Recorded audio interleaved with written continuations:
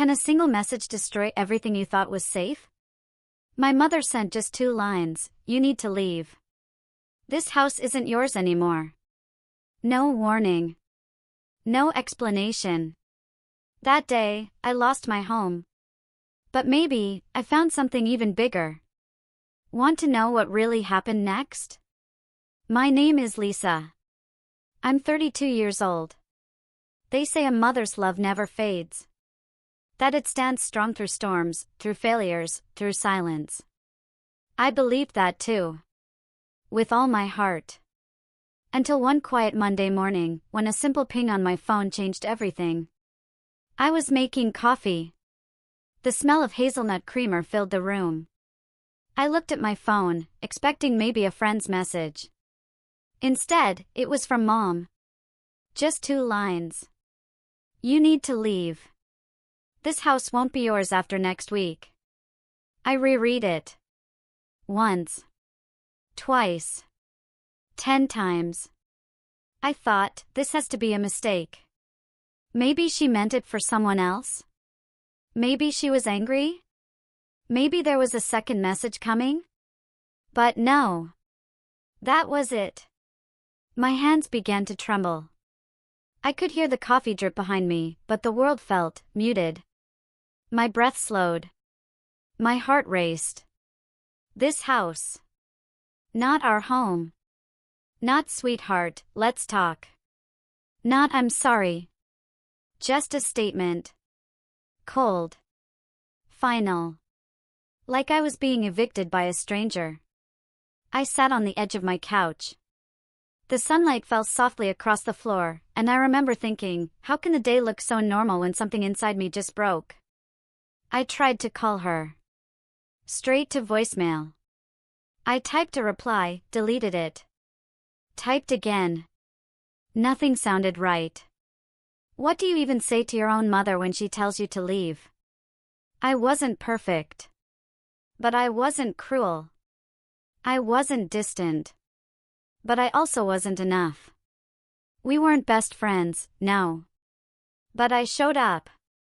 Every birthday. Every hospital visit. Every time she said she needed me. So why now? Why send that text? I stared around the small room I had turned into my sanctuary. The bookshelf I built with my own hands. The pictures on the wall, me and her, years ago, laughing with ice cream on our faces. Was all of that just my imagination? Was this house only ever hers, not ours? And then the fear kicked in. Real, physical fear. Where will I go? I didn't have savings. I barely made rent last time I lived alone. I had no partner to turn to. No siblings. My closest friend had just moved out of state. My chest felt tight. My vision blurred. In that moment, I realized something I never wanted to admit. I was more alone than I'd ever been. And not because I didn't have people.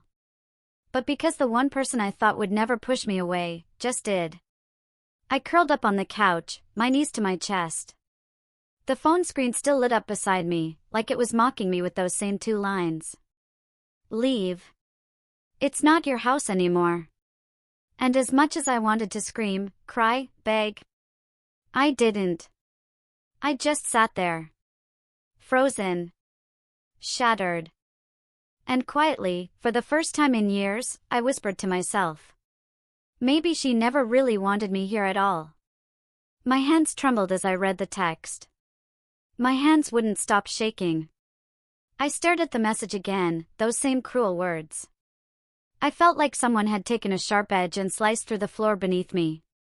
I was falling, silently, and there was no ground in sight.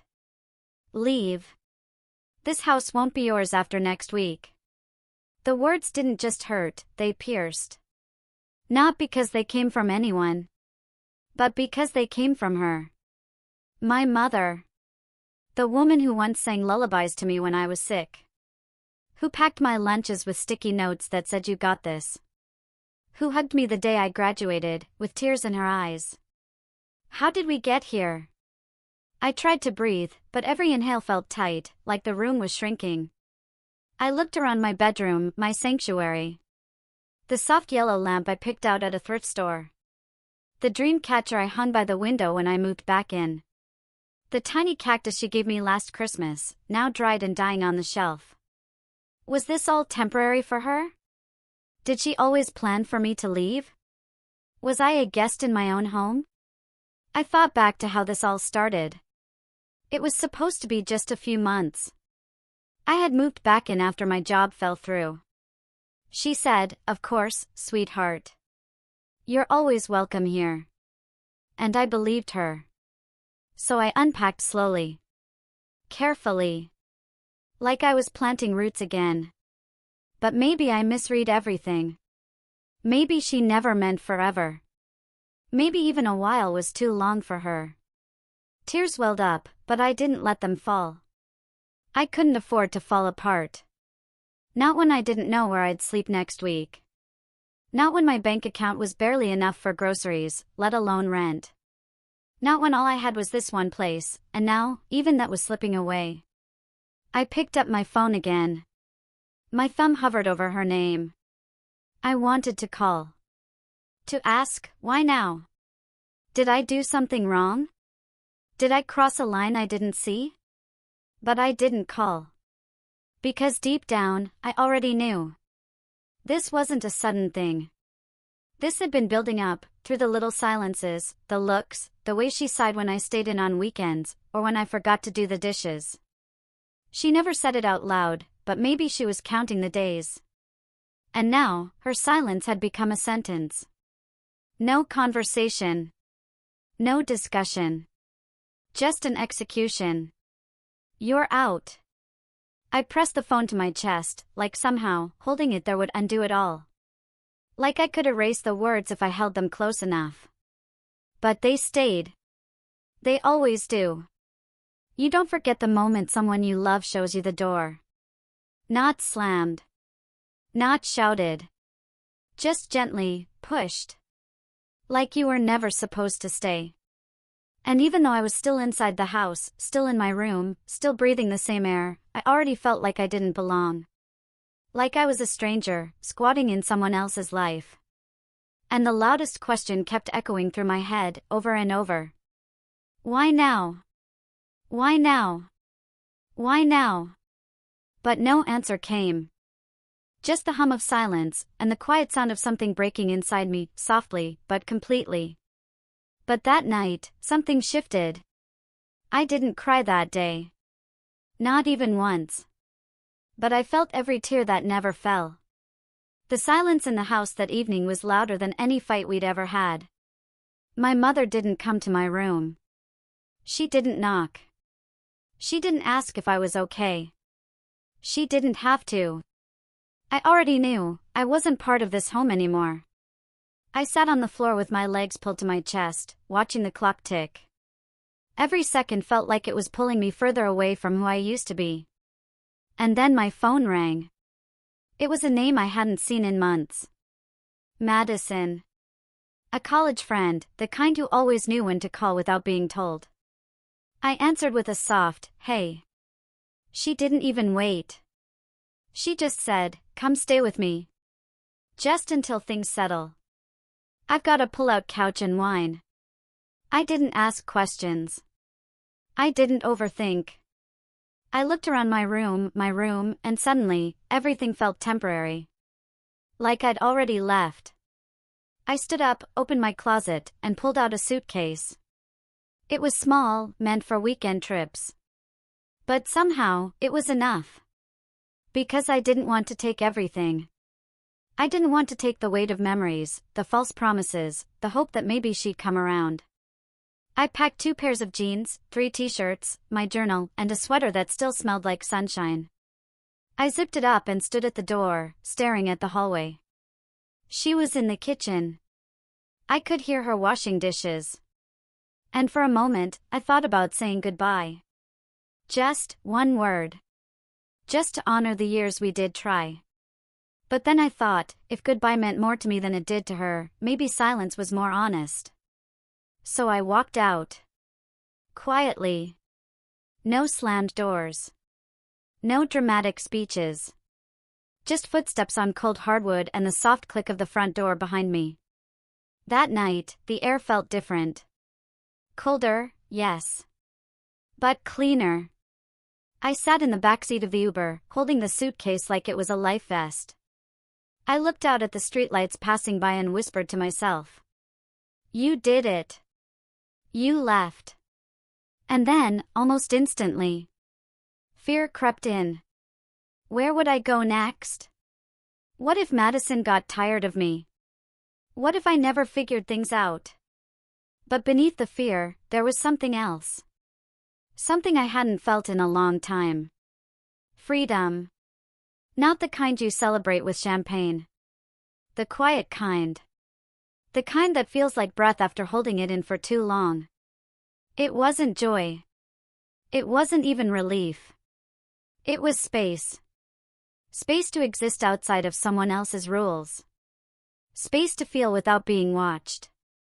Space to begin again.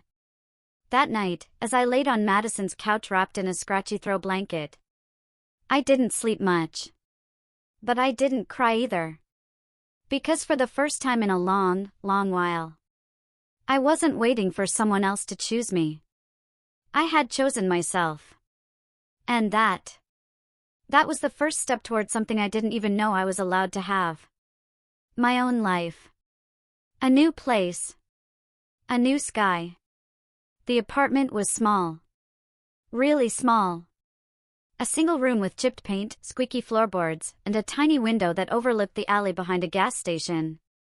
But it was mine. No one rolled their eyes when I left dishes in the sink. No one sighed loudly if I stayed in bed an hour longer. No one told me I didn't belong. It was quiet. Empty. Lonely, yes. But it was honest. For the first time, the air around me didn't carry tension. It was just still. And that stillness gave me space to breathe again. I spent the first few nights sleeping on a borrowed mattress on the floor. No curtains. No TV. Just me, a lamp, and the city noise humming softly through the walls. It wasn't comfort. But it was freedom. And freedom, even in a broken room, felt softer than control in a golden cage. I needed work. Fast. One morning, I walked past a local cafe, the kind with cracked wooden signs and the smell of burnt coffee in the air. On a whim, I stepped in. The manager, a woman named Rosa, looked me up and down and said, "Can you start tomorrow?" I nodded before my brain even caught up. The job wasn't glamorous. Minimum wage. Long hours. But there was something healing about it. The rhythm of pouring coffee. The small smiles from regulars. The way Rosa said my name like I mattered. It wasn't just a job, it was structure. And after the chaos I'd come from, structure felt like grace. I'd come home every night exhausted, smelling of espresso and cinnamon. And then I'd write. At first, just a few lines in my old journal. Then pages. I wrote about that text. About the silence that followed.